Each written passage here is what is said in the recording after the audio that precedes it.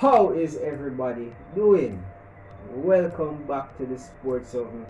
Thanks a lot for tuning in, guys. This will be a review, a 5-point breakdown of the match of Manchester United versus Bournemouth. Now, with that being said, let's jump right in. We still are leaking stupid goals, silly mistakes, individual errors, and that has been a constant all season. Matches where we probably should have won, we've let in goals due to silly individual errors, whether by the defenders or the goalkeeper, whoever it may be. We'll get into that. So, number one, frightening front three. Yes, our front three is absolutely frightening. Martial, Marcus Rashford, and Mason Greenwood are absolutely in blistering form. They've scored 55 goals so far this season. That's 4 more than the much vaunted trio of Mane, Salah, and Firmino from Liverpool. So let that sink in. Alright, so M3 or M Cube, I think I'll stick with M3 as I'm calling them, have been absolutely amazing this season. Remember, Mason Greenwood is only 18, Marcus Rashford 22, and Anthony Martial 24. There's an average age of 22 of our forward line. So they have many more years to play together, get to know each other better, and become even more devastating. Now, Mason Greenwood is simply toying with defenders. They don't know which way he's going to go. Left, right, bang, it doesn't matter. The kid is sensational. Absolutely a prodigy. He's generational. If anybody tries to tell you any different, crap. I mean, left foot, right foot, it no matter. 2 more from Mason Greenwood. Both of them are cracker. And Anthony Martial, what the man, that goal was simply sensational. He's been doing stuff like that since he came though. Mr. Top Bins just looked up, bent it in like it was nothing. And Marcus Rashford, obviously now back up amongst the goals. That will do his confidence the world of good. Let's hope that it picks up now that he's got that goal, and we can only look forward to Aston Villa come Thursday. Yeah, so number 2, Pogba and Bruno.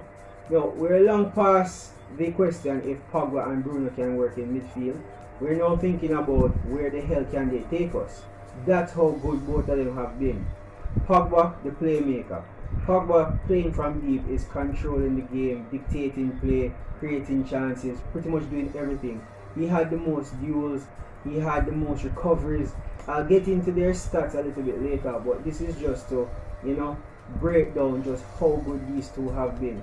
Fernandes, since he came, he has been a metronome for us. He has been that catalyst.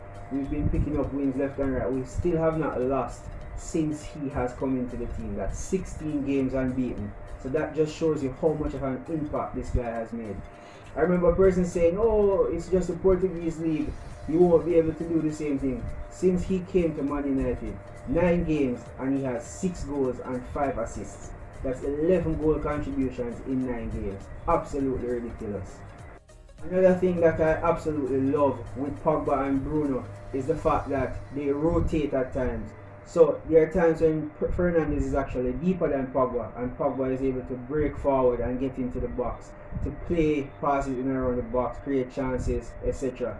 Today you could see that they just love playing with each other. There's a symmetry and a connection there in terms of them in midfield. We can't leave out Matic as well. Matic was calm, controlling, his usual self.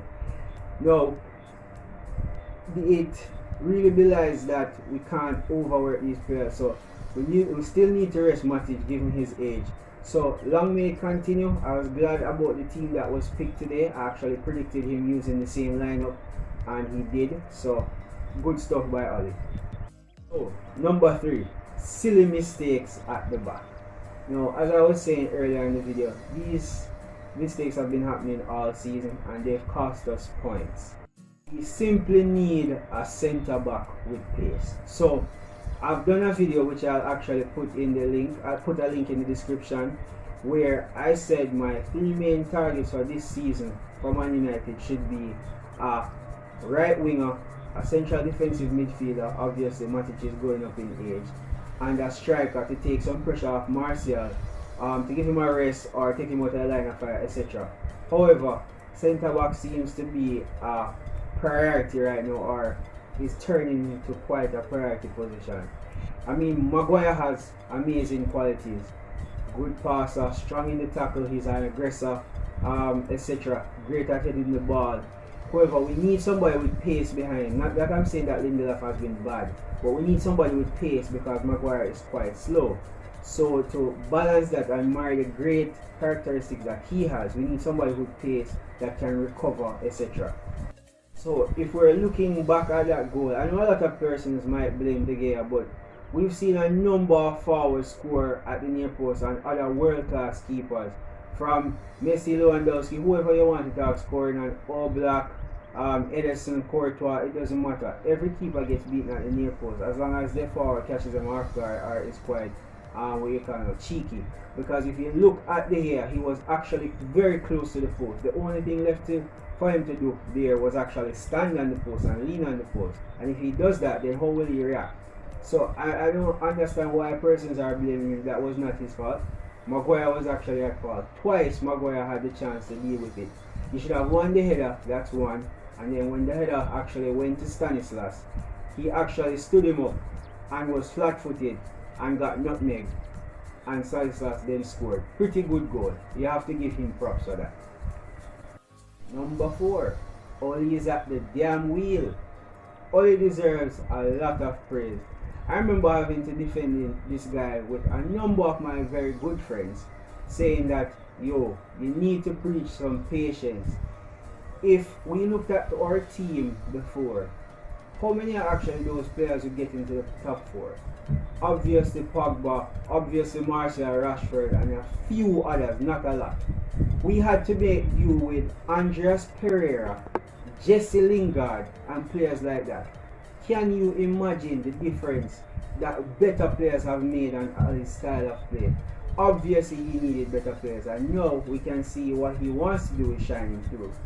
He let go Lukaku this summer, and persons were making a lot of fuss saying, oh, we didn't replace this, we didn't do that.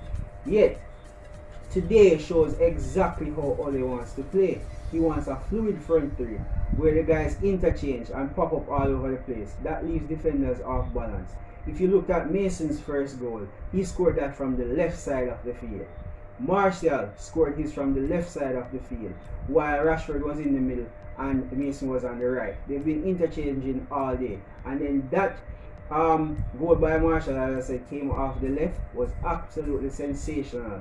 The run by Shaw and Rashford pulled the defenders away to give him the space to actually kick that into the top corner. So like I said, Ole deserves massive praise.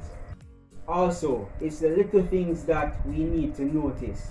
If you looked at when Matic was playing, numerous times he dropped back between the centre backs to receive a pass or to relieve some pressure off them. So you're saying, okay, that's Matic's game, experience. But then Fred comes on and you see Fred doing the same thing. Obviously that has been coached by Ali and his coaching staff. So it's stuff like that you have to see that they have a particular style of play, a particular thing that they want to do. So you have to give them praise for that. You have to give them credit where it's due. And long may it continue. Yes, and number 5, faultless fullbacks. Alright, so they aren't faultless obviously, but our fullback play has pretty much increased as the season went on. Shaw and Wan-Bissaka have gotten better and better and better. Persons always say, hey, Wan-Bissaka is a defensive fullback and he is good at one-on-one defending, but his attacking output is absolutely crap. Now, that is something that you could levy at him maybe at the start of the season. But no, he's added so many strings to his bow. Obviously, he's been coached by the coaching staff and they're trying to get him to express himself more. He has 4 assists now and he should have had a 5th today, given that Rashford was not offside for that. If they gave a handball to say, oh, the shoulder is that, and yet they didn't give Rashford his goal, they ruled it out because of said shoulder, then obviously VAR has some explaining to do. So, like I said, I won't go into Wan-Bissaka's numbers because I want to go to the much derided Shaw. Shaw has been exceptional. Persons will say, oh, he doesn't attack enough, blah, blah, blah. But if you look at Shaw over even the last few games, I'm sure the coaching staff have talked to him and he's actually been trying to get into the box more and more. So I'm going to just read off his numbers real quick. Alright, so Shaw's numbers are as such: 90% pass accuracy, 4 crosses, 3 tackles won, 3 clearances, 2 chances created, 2 interceptions, and he had a goal bound shot that was blocked by Ramsdale after a sensational pass by Paul Pogba. So we know he's getting into the box. He's getting into the box now at a rate that you would say, yes, he's up there with the attacking left backs. No, he has been solid defensively this season, and most persons have been cursing that he should get into the box more, add some more to the attack. As Brandon is better than him at attacking, that can be agreed, but Shaw has pretty much tried to balance this out, and you need to give credit where it's due for that as well. Alright, so what I'm going to do now is going to a bit of ratings for the players and then break down the numbers just for the reason of why I guess I gave them those numbers. So first things first, let's go with David De Gea. 6. Didn't have a whole lot to do, and I don't blame him for that goal. I've seen better players, better keepers be personal in the airports, etc. So I won't give him that.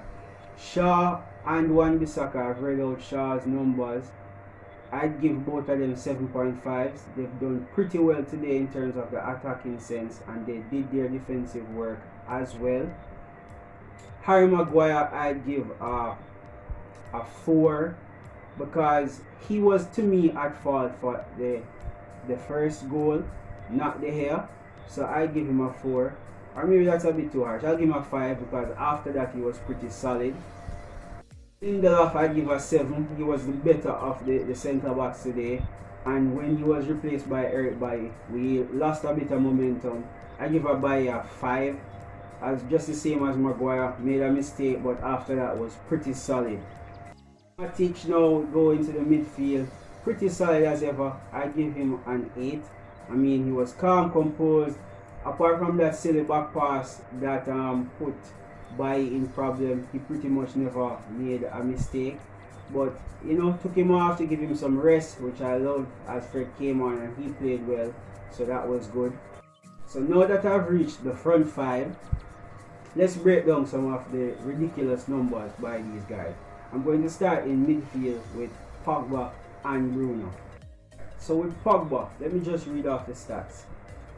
89 touches, 67 passes completed, 88% pass accuracy, 10 recoveries made, the most, 8 used one, the most, 4 long balls completed, that raking ball to Shaw, which he could have scored, keeper made a good save, 3 chances created, 2 interceptions, and 2 clearances. Pogba the playmaker, usually the deepest of the midfielders, and spraying passes and dictating the play everywhere. Brilliant. I give him a 9. Next up, the Portuguese Magnifico. So let's read off his numbers. So you have 80% pass accuracy, 43 final third passes, 5 chances created, 4 ball recoveries, 3 shots with 2 being on target, 2 assists and 1 goal. This guy pretty much just keeps on going. For Fernandes, I give him a 9.5. Absolutely blistering performance. Alright, so now for the front 3.